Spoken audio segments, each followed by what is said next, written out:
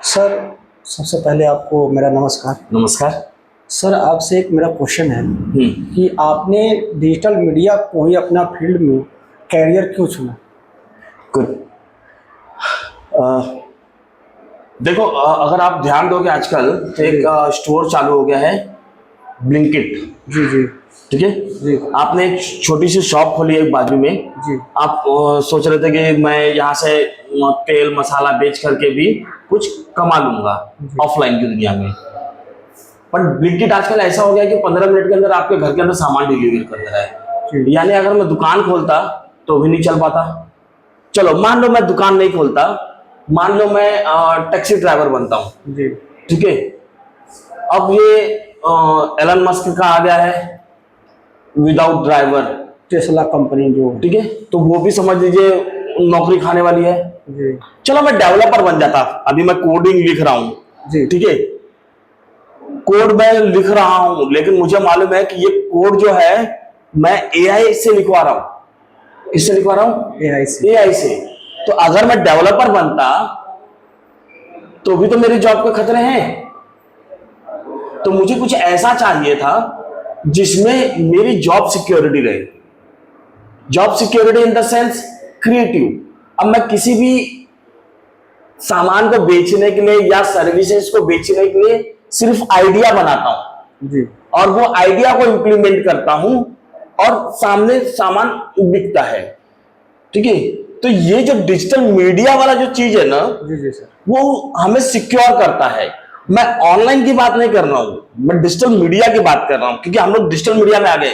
अब हम लोग एज अ इन्फ्लुएंसर बन सकते हैं, एज अ एसईओ पर्सन बन सकते हैं, एज अ डिजिटल मार्केटर बन सकते हैं।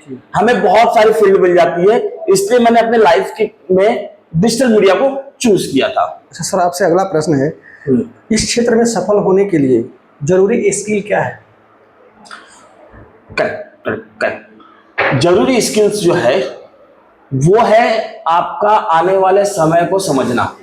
जी। ठीक है। तो आने वाले समय को कैसे समझा जाए? हाँ, जैसे कि अब अगर आप कई इंस्टीट्यूट में जाओगे तो आपको डिजिटल मार्केटिंग सिखा देते हैं, लेकिन वो सिखाते क्या है? वो चीजें सिखाते हैं जो बहुत बंद हो गई अब। ठीक है। अगर आप देखोगे तो वो सब सामान अब नहीं यूज होते हैं, वो सब टूल्स यूज नहीं होते हैं। आपको एआई समझ में आना चाहिए जी कि एआई में आप किस तरह से काम कर सकते हो। सर जी। और अगला प्रश्न है सर आपसे कि डिजिटल मार्केटिंग और पारंपरिक मार्केटिंग में क्या अंतर है, डिफरेंट क्या है?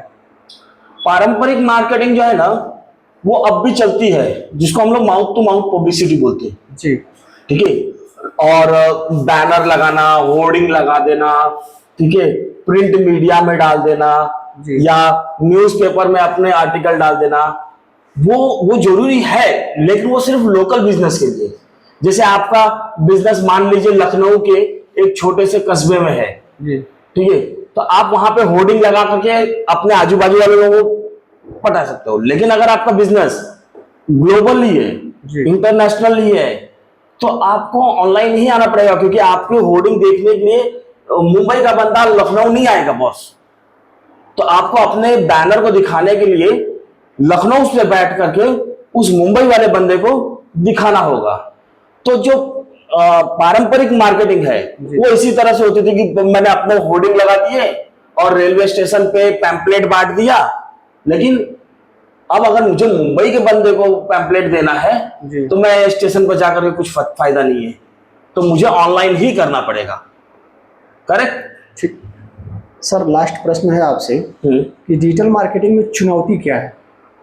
चुनौती आज के डेट में ना, डिजिटल मार्केटिंग में सबसे बड़ी चुनौती है डिजिटल मार्केटर स्टूडेंट, जो किसी भी इंस्टीट्यूट में पढ़ के आते हैं और आधा पूरा ज्ञान लेके आते हैं जी, और उसके बाद बोलते हैं कि मैं डिजिटल मार्केटिंग एक्सपर्ट बन गया हूं।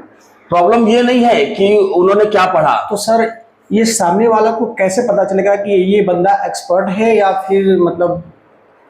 देखिए, काम जब हम लोग किसी का इंटरव्यू लेते हैं जी, तो हम लोग पहले उसको पूछते हैं, ये नहीं पूछते कि मतलब तू क्या क्या किया जी, हम लोग ने पूछते हैं कि तूने क्या क्या किया है वो दिखा जी। बता मत, दिखा मुझे। यानी अगर तूने क्रिएटिव बनाई है तो क्रिएटिव मुझे दिखा। जी अगर तूने एसईओ में काम किया है, रैंक की है, तो मुझे रैंकिंग दिखा। तूने वेबसाइट बनाई है तो वेबसाइट दिखा, बता मत। तो जो दिखा सके वो सही बंदा है, जो बता सके वो सही बंदा बोलने पर भरोसा नहीं, नहीं, काम पे भरोसा। काम पे भरोसा है। जब हम लोग किसी कीवर्ड को, मान लीजिए किसी ने एसईओ में किसी कीवर्ड को रैंक किया है, तो वो आकर के हमें बता सकता है ना कि बॉस मैंने ना ये कीवर्ड को रैंक किया है, जी ठीक है। तो हम यहाँ पे देखेंगे कि हाँ एक्चुअली उसने रैंक किया है कि नहीं किया है। जी उसने कोई क्रिएटिव बनाई है तो हम देखेंगे हाँ उसके इमेजेस उसने बनाई किस तरह से, कलर कॉम्बिनेशन क्या है, अगर वेबसाइट है तो वेबसाइट के फॉन्ट किस तरह से हैं, उसकी थीम किस तरह से बनी है, कंटेंट किस तरह से लिखे गए हैं, वो सारी चीजें देखने के बाद हम डिसाइड कर पाते हैं कि सही है कि नहीं। तो चुनौती सबसे बड़ी यही है कि नए बंदे आकर के अपने आप को बोलते हैं कि मैं डिजिटल मार्केटर हूं, तो सबसे बड़ी चुनौती तो यही है। और सामने वाले बंदों को समझ नहीं आता है, वो हाँ। जज नहीं कर पाता है कि एक्सपर्ट है या फिर मतलब वो अभी नया नया नया बंदा है। करेक्ट। तो सर बहुत बहुत धन्यवाद आपको। धन्यवाद।